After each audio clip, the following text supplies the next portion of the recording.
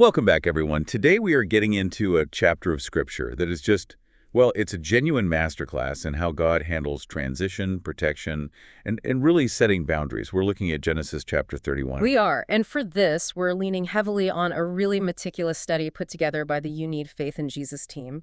It's like having a detailed map for what is a very chaotic 20-year saga in Jacob's life. It really is. I mean, on the surface, it looks simple, right? A man is leaving his job. Right. But it's so much more. This is Jacob's final, decisive break from the entire world system that his uncle Laban represents.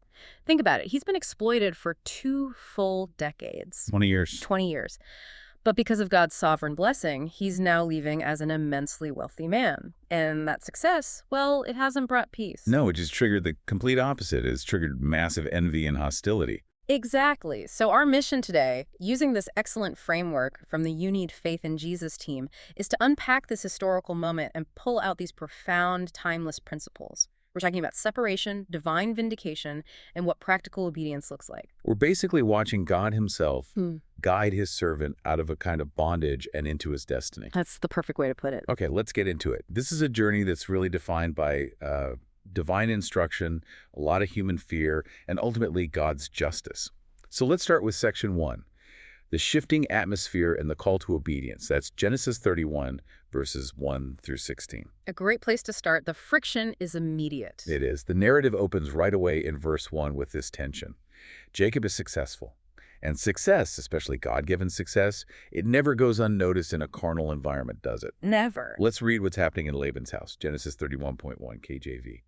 And he heard the words of Laban's sons, saying, Jacob hath taken away all that was our father's, and of that which was our father's hath he gotten all this glory. That one verse just captures the absolute essence of envy. The glory, as they call it, Jacob's increase. It was the direct fruit of God's blessing. But Laban's sons, they couldn't see that. No. To them, it had to be a crime. It had to be theft. And this is what the study materials we're using really highlight, is that inevitable friction.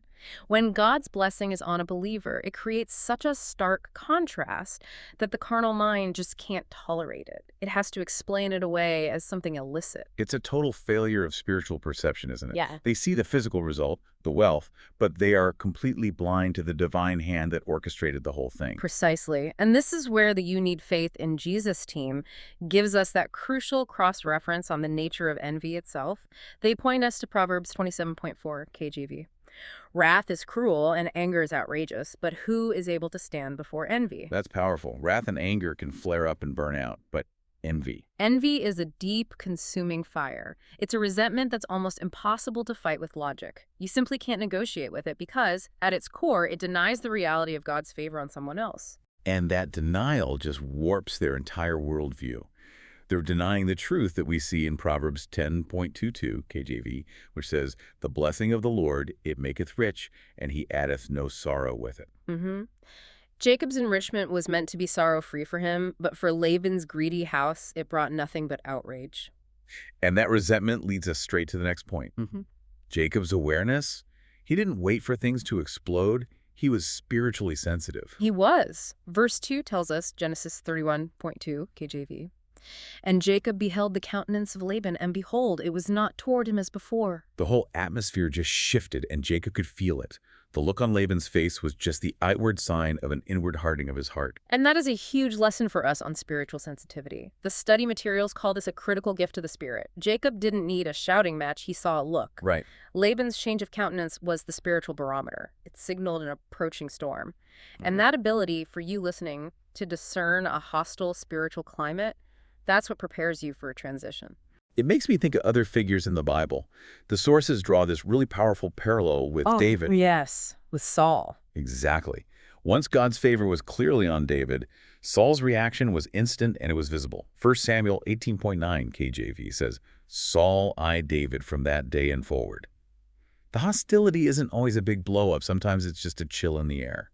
That's so true. And when you feel that sudden change in an environment, you know, a coldness, a suspicion where there used to be blessing, it's often the Holy Spirit getting you ready for a move. We shouldn't just react emotionally. We should use it as a signal to listen more carefully for God's instruction. Because that hostile atmosphere so often comes right before a divinely directed transition. Exactly. And that's precisely what Jacob did. He didn't panic. He was directed. The hostility was just a catalyst, but the actual command came from the Lord, Genesis 31.3 KJV. And the Lord said unto Jacob, return unto the land of thy fathers and to thy kindred, and I will be with thee. And that right there is the anchor for this entire Exodus. The You Need Faith in Jesus team materials really emphasize this. True separation is never just about running from a problem. It's about moving toward something. It's always moving toward a divine mandate. Jacob is moving because of the command to return unto the land of thy fathers. This isn't an escape plan. It's a restoration plan. And right after the command comes the assurance, I will be with thee. I mean, that's the ultimate guarantee. It's the bedrock of the covenant. When God commands a difficult move, a separation from a place that's, relatively secure, even if it's harsh, he always underpins that command with his presence. We see that all through Scripture. All through. It echoes right into the New Testament, doesn't it? With the Great Commission in Matthew 28.20 KJV. And lo, I am with you always, even unto the end of the world. Amen. Jacob is being told, go, and you go with my protection. The mission is already guaranteed because the commander is coming with you. It should take the fear out of the equation, or at least it gives you the strength to push through it. Yeah. But before he starts packing, Jacob does something really brilliant as a leader. He does. He's very discreet. In verse 4, we see this wisdom, Genesis 31.4 KJV. And Jacob sent and called Rachel and Leah to the field unto his flock. He gets them away from the house, away from Laban's ears. And that move is so strategic, it just highlights how necessary unity is before you make a major shift. If his family had been split on this, the whole journey would have fallen apart. Absolutely. He needs Rachel and Leah to be 100% on board. It's that principle from Amos 3.3 KJV.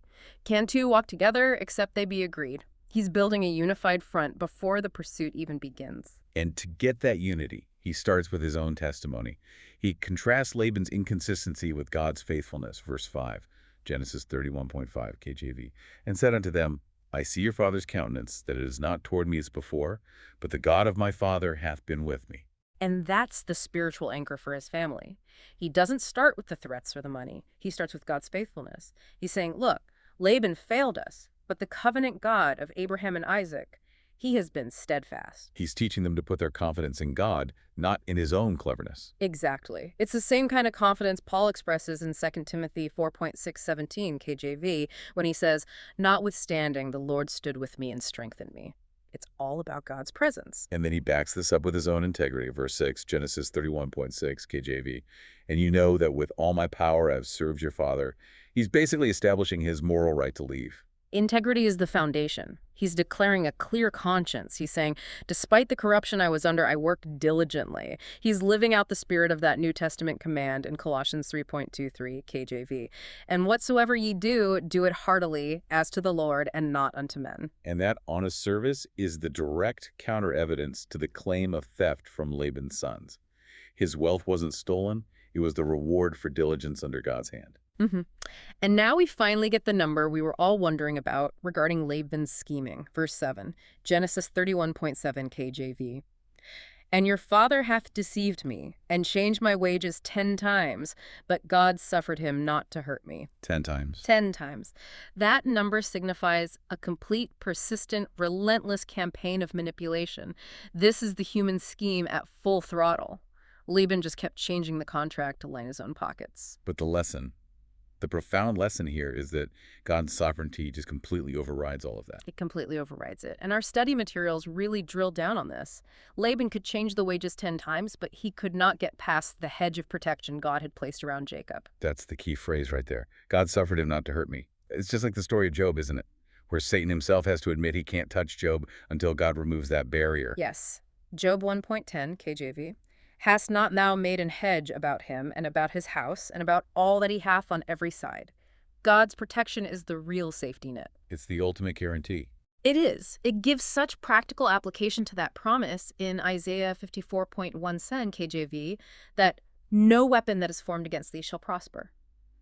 The "you need faith in Jesus" team materials point out that the word suffered here is passive. Hmm. It means God was actively restraining Laban's ability to cause any real, lasting harm. And this divine intervention wasn't just protective, it was miraculously providing for him, which we see in those famous verses about the livestock. Ah, yes, the speckled and the ring straight. Exactly. Verses 8 and 9 detail this. This divine override of natural breeding. Genesis 21:8, KJV. If he said thus, the speckled shall be thy wages, then all the cattle bear speckled. And if he said thus, the ring-straight shall be thy hire, then bear all the cattle ring-straight. I mean, this is God just flexing his mastery over the laws of biology. The source of Jacob's wealth wasn't really his own cleverness with those peeled rods. That may have been a human strategy. Right. But the ultimate outcome was dictated by the Creator. And Jacob makes that crystal clear in verse 9. He does. Genesis 31:9, KJV. Thus God hath taken away the cattle of your father and given them to me. No ambiguity there. He gives God all the glory for this wealth transfer. It wasn't robbery. It was a divine redistribution. A righteous judgment. A righteous judgment on Laban's greed. And it aligns perfectly with the principle in Proverbs 13:22, KJV, that the wealth of the sinner is laid up for the just. God was just moving assets to fund Jacob's covenant mission. This all leads to Jacob's dream in verse 10, where God basically pulls back the curtain and shows him the spiritual reality behind what was happening physically. That's a great way to put it. Genesis 31:10, KJV. And it came to pass at the time that the cattle conceived, that I lifted up mine eyes and saw in a dream, and behold, the rams which leaped upon the cattle were ring-straped, speckled, and grizzled. And the emphasis is on him lifting his eyes, seeing beyond the physical process. He's understanding that the outcome was preordained by a divine purpose. This vision just solidified his confidence. This wasn't an accident, it was intentional. And the figure speaking in the dream is one of the most significant theological details in the whole chapter. The "you need faith in Jesus" team highlights this as a confirmation of the pre-incarnate Christ. Verse 11 introduces him, Genesis 31:11, KJV. And the angel of God spake unto me in a dream, saying, Jacob. And I said, Here am I. That term, angel of God, or the angel of the Lord in the Old Testament, it's consistently identified as a Christophany, a manifestation of the pre-incarnate Son of God. So Jacob isn't just getting a message from an angel. No, he's receiving a direct divine command from the second person of the Trinity, and Jacob's response, here am I, it just signals immediate, humble submission, just like Samuel or Isaiah. And that's why the message carries so much weight, and it's confirmed beyond all doubt in verse 13. Yes, Genesis 31:13, KJV. I am the God of Bethel, where thou anointest the pillar, and where thou vowest a vow unto me. Now arise, get thee out from this land, and return unto the land of thy kindred. Only God can say, I am the God of Bethel. Exactly. He's explicitly connecting this present command to a past spiritual milestone back in Genesis 28. God is teaching Jacob, and he's teaching us that our present obedience is always fueled by remembering his past faithfulness. And that command, arise, get thee out, is the clear, unambiguous call to separation. It's the Old Testament version of 2 Corinthians 6:17 KJV, isn't it? Wherefore come out from among them and be ye separate, saith the Lord. He's being called out of the whole system Laban represents. Absolutely. And with that command solidified, Jacob presents his case to Rachel and Leah.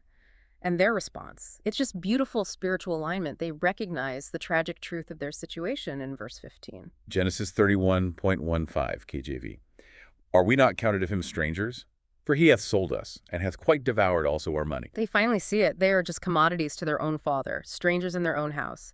They realize the world system they were born into holds no real inheritance for them. Their true inheritance lies with Jacob and his God. And that realization is so powerful. And it culminates in that essential phrase in verse 16, Genesis 31:16 KJV. For all the riches which God hath taken from our father, that is ours and our children's. Now then, whatsoever God hath said unto thee, do. Whatsoever God hath said unto thee, do. That is just pure, unreserved submission to God's will. It is. It creates that unified foundation for the blessing to come. It's a stunning echo of Mary's instruction at the wedding in Cana in John 2:5 KJV. Whatsoever he saith unto you, do it. Jacob now has the command and the family's agreement. It's time to go. Which brings us right into section 2. Flight, pursuit, and the hidden idols. The action part of the story. Right. Jacob moves from hearing God's word to immediate physical action. Verse 17, Genesis 31:17 KJV. Then Jacob rose up and set his sons and his wives upon camels. He understood faith requires works. Action is the proof of belief. It's what James says, right? James 2:26 KJV. For as the body without the spirit is dead, so faith without works is dead also. His response is practical and immediate. He's packing up everything. And the journey immediately has a clear goal, laid out in verse 18, heading to Isaac his father in the land of Canaan. This is the covenant destination. That focus is vital, but Jacob's method here, it reveals a lingering human flaw. God had just promised him, I will be with thee, but he still felt he had to rely on secrecy. Yeah, that's in verse 20, Genesis 31.20 KJV. And Jacob stole away unawares to Laban the Syrian, in that he told him not that he fled. So if God promised protection, why sneak away? It suggests his fear of man was, maybe just for a moment, bigger than his faith in God's promise. I think it absolutely does. He chose evasion instead of confrontation, all because he was scared of Laban's reaction. And that's a constant warning for us. Proverbs 29.25 KJV says, the fear of man bringeth a snare.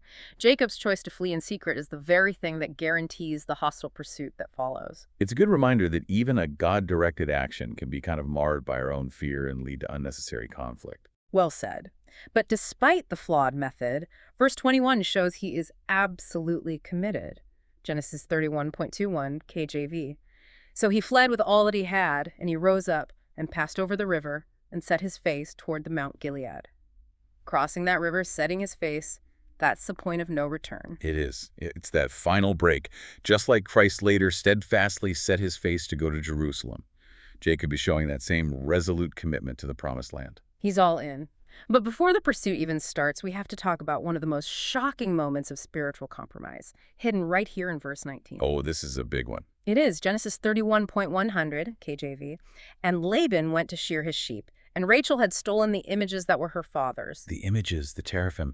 She's physically leaving this land of idolatry, but she's carrying the heart of idolatry with her. What exactly were these teraphim? They were more than just little statues, right? They were. And the You Need Faith in Jesus team materials explore this in depth. They were household idols, yes, used for divination, but, and this is crucial, in some ancient cultures, possessing the family teraphim signified the legal right to the family inheritance. Ah, so she wasn't just stealing trinkets. She might have been trying to secure a legal claim to the property. Precisely. It reveals this deep-seated spiritual lapse, a syncretism. She heard the God of Bethel speak. She saw the miraculous wealth transfer. And yet she still felt she needed these worldly physical charms as a kind of spiritual safety net. Wow. So she's carrying the emotional baggage of her father's house right into her new life. That's a profound lesson. You can physically leave a toxic place, but if you don't purge the hidden idols, the things you still secretly rely on more than God, you bring that old curse right along with you. It's Rachel's inability to fully trust God that gives Laban the legal and moral pretext for this whole chase. She sets the stage for the big showdown, and the pursuit begins immediately. Verse 22, Genesis 31.22 KJV. And it was told Laban on the third day that Jacob was fled. He chases him for 7 days and catches him at Mount Gilead. The enemy never lets a captive go easily, does he? The pursuit is inevitable. Laban is running on pure fury and financial loss. This is the crisis moment where the past tries to violently drag you back. But that pursuit is completely neutralized by this magnificent display of God's power in verse 24, the divine restraining order. Yes, Genesis 31.24 KJV. And God came to Laban the Syrian in a dream by night and said unto him, Take heed that thou speak not to Jacob either good or bad. This is one of the most pivotal moments in the whole chapter. God literally invades the enemy's sleep. He does, and this proves beyond any doubt that Jacob's safety had nothing to do with this head start. It was solely because God put a bridle in the mouth of the wicked. Can you imagine Laban waking up, knowing he has the power to do harm, but being absolutely paralyzed by a supernatural force? And the instruction is so specific. Speak not to Jacob either good or bad. It's total containment. God not only stops the threats, bad, but he also stops any flattery or manipulation, good, that might lure Jacob back. He manages the entire interaction, so Laban arrives with all the fury, but none of the power. Exactly, which is why he opens with hypocrisy and this feigned victimhood in verse 26. Genesis 31.26 Yeah. KJV. And Laban said to Jacob, What hast thou done that thou hast stolen away unawares to me, and carried away my daughters as captives taken with the sword? He just twists the truth instantly. His daughters left eagerly because of his cruelty, but he paints them as kidnapped victims. It's the classic strategy of the accuser. Then he piles on the emotional manipulation, claiming he would have thrown them a big party. Genesis 31.27 KJV. Wherefore didst thou flee away secretly, that I might have sent thee away with mirth, and with songs, with tabret, and with harp? It just rings so hollow, doesn't it? The world often tries to guilt-trip a believer who is separating, claiming they wish them well even while they're actively trying to drag them back. All that talk of mirth and songs is just noise designed to drown out God's quiet instruction. But then we get the highlight. The glorious moment of admission in verse 29, where Laban is forced to confess he's powerless. Oh, this is a confessional moment for the enemy, for sure. Genesis 31.29, KJV. It is in the power of my hand to do you hurt.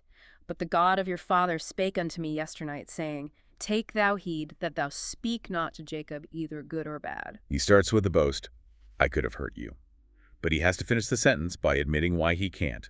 He has to confess his submission to the living God. The enemy is forced to acknowledge God's restraining hand.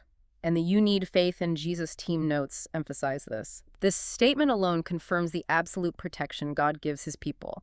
Laban admits that only the God of Jacob stopped him. So, having failed with the physical threat, Laban shifts to his legal case, the stolen gods. Verse 30, Genesis 31.3, KJV. Yet wherefore hast thou stolen my gods? And the question just hangs in the air. What kind of God can be stolen? A deity that you have to protect that can be hidden in a saddlebag is fundamentally useless. It's the ultimate self-refutation of idolatry. It's like Isaiah mocking the idols of Babylon that had to be carried around like baggage. Exactly. Now, Jacob defends his secret departure, but then in verse 32, he's so confident in his innocence that he makes this disastrous, rash vow. Oh, this is hard to read. Genesis 31.32, KJV. With whomsoever thou findest thy gods, let him not live. Before our brethren, discern thou what is thine with me, and take it to thee.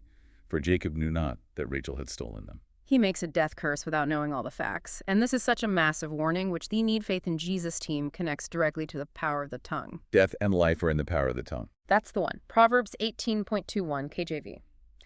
Many scholars believe this hasty curse is directly linked to Rachel's untimely death later in Genesis.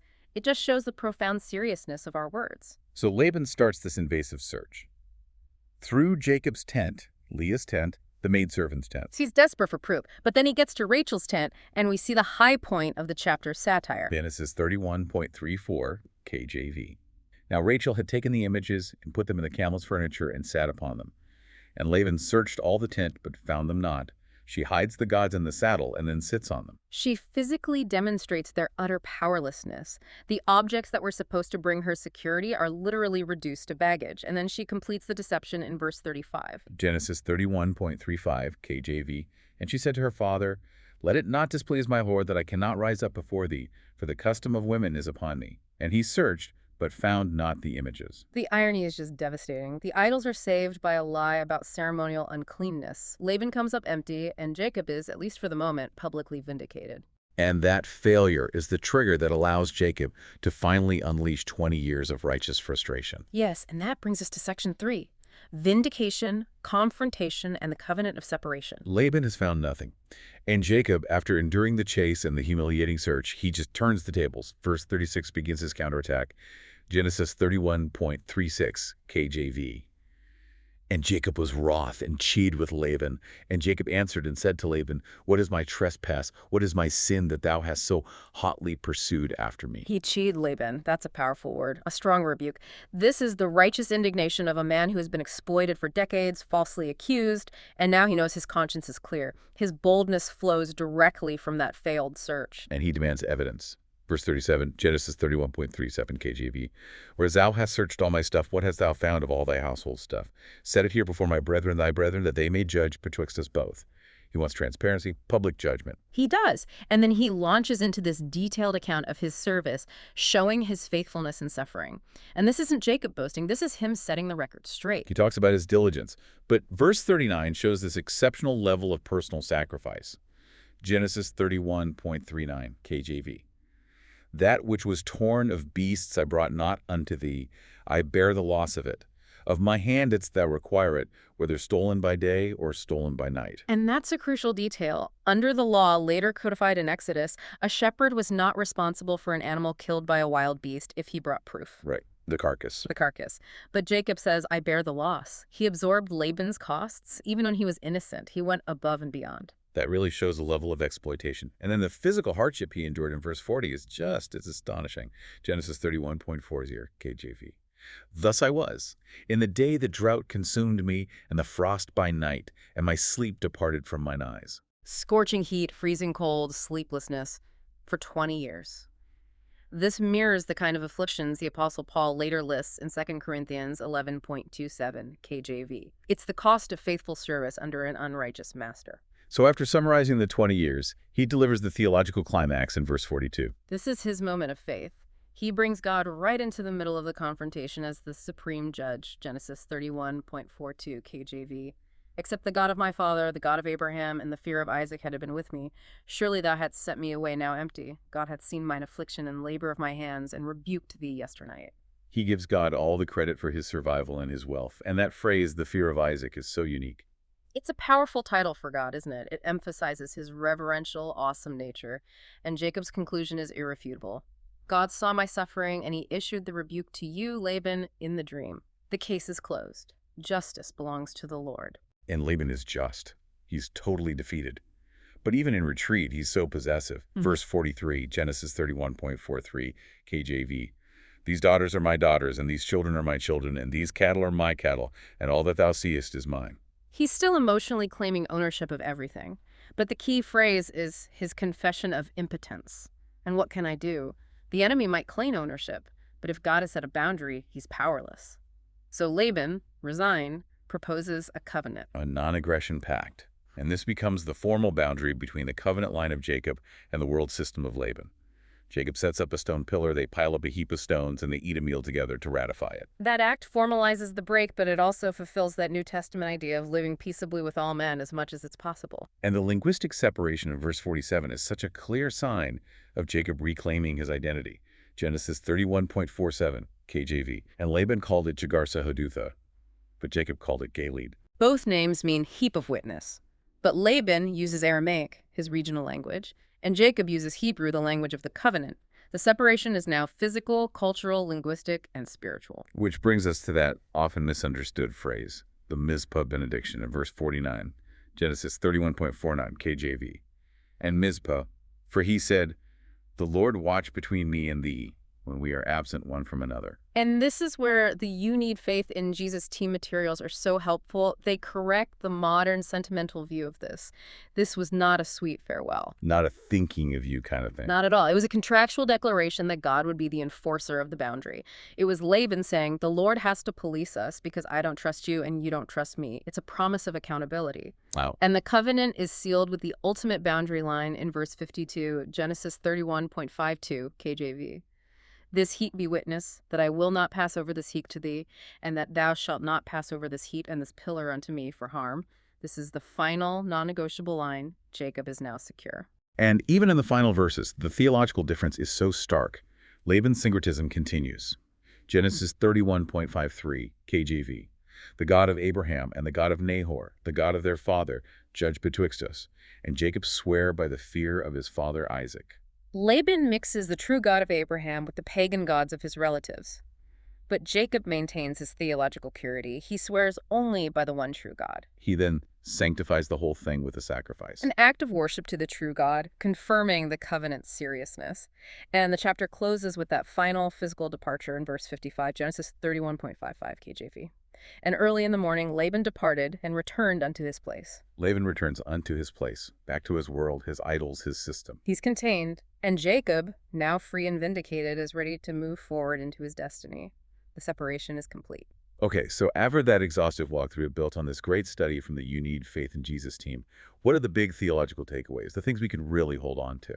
I think we can boil it down to 5 critical truths that really serve as a blueprint for our own journey of faith.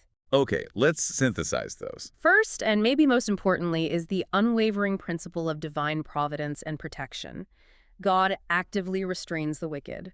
Laban was completely neutralized by a dream. It shows that the enemy's pursuit, no matter how furious it seems, is always on God's leash. Our safety is guaranteed by his active intervention. That's huge. What's number 2?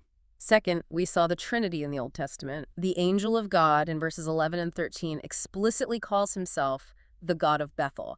This confirms it's a Christophany, the pre-incarnate Christ himself directing his people. Right. Third, this chapter is just a powerful expose on the futility of idolatry. It really is. The teraphim were shown to be powerless, stealable, useless objects. They were baggage. And it shows that relying on anything other than the living God isn't just futile, it's spiritually dangerous. Look at the rash vow Jacob made because of them. So true. Okay, fourth, there's a clear doctrine here about the prosperity of the righteous. That wealth transfer wasn't just Jacob being clever. It was God's sovereign power overriding nature and human greed. God is the ultimate vindicator who ensures the wealth of the wicked is ultimately transferred to his people. Often as compensation for injustice, which it clearly was here. And finally, the big overarching theme. Separation from the world. The call to Canaan required a definitive, formalized break from Laban's entire system. And that break was sealed by the Mizpah covenant, a permanent enforced boundary. Those 5 truths give us the template for how we navigate our own hostile environments. They really do. Which means this chapter isn't just history. It's a masterclass with actionable steps for us today. And the resources from the You Need Faith in Jesus team really lay these out. Absolutely. The first practical step, drawing from Jacob's awareness in verse 2, is to cultivate spiritual sensitivity. You have to become sensitive to the changing countenance of the world around you. When that hostility or coldness sets in, recognize it as a spiritual signal that God might be preparing you for a move. So don't just react emotionally. Listen for the instruction from the God of Bethel. Exactly. And second, from Jacob's 20 years of service, we have to maintain integrity and diligence. Even when you're being exploited, when your wages are changed 10 times, you keep working heartily as to the Lord. Your integrity becomes your defense. It does. Yeah. You trust God to be the vindicator. He sees your affliction and your labor, and he will issue the rebuke at the exact right moment. Third, and this one is inspired by Rachel's big mistake, we have to purge hidden idols, our own modern teraphim. We have to search our own spiritual baggage. We really do. What worldly securities, money, status, political solutions, superstitions are you still sitting on, even while you're claiming to trust God? We have to actively remove anything that competes with Christ's lordship. And fourth, and this is maybe the most relevant for modern life, we need to establish spiritual boundaries. Just like Jacob and Laban set up that heap of stones at Mizpah, we have to define clear, non-negotiable boundaries with worldly influences. They are lines that, as the covenant says, neither side should pass over for harm. Boundaries protect your spiritual progress and your destiny. They keep the world's influence from compromising your walk with God. And finally, the last step from Jacob's immediate action in verse 17 is to move from revelation to action. Once God has spoken, once that command to arise, get thee out has been given, you must obey and move forward. Don't let the fear of a Laban-like pursuit paralyze you. Faith requires action, and God's command always comes with his protection. This has been just an incredibly insightful look at Genesis 31. It's so comforting to see how God's grace just completely covered Jacob's human flaws, his fear, the secrecy, Rachel's deceit. But because he was fundamentally walking in the direction God commanded, he was covered. He was. God's loyalty to his own covenant purpose is the true safety net. And you really see it when you look at that covenant at Mizpah. Laban, after being rebuked and restrained, he kissed his family goodbye and he returned unto his place. He went back, contained within his old world. But Jacob moved forward. Jacob moved forward toward his destiny in Canaan. And that really raises one last provocative thought for you, our listener, to think about. Having seen God's power to separate and protect his people, what place, what system of exploitation or worldly reliance are you being called away from today? And what covenant promise, what ultimate destiny are you moving toward now that you know how to establish your own Gilead boundary? We really encourage you to keep exploring these deep truths, maybe using some of the fantastic study materials from the You Need Faith in Jesus team. Their work just illuminates the scripture for real, practical application. Until next time, keep seeking the wisdom that leads to life.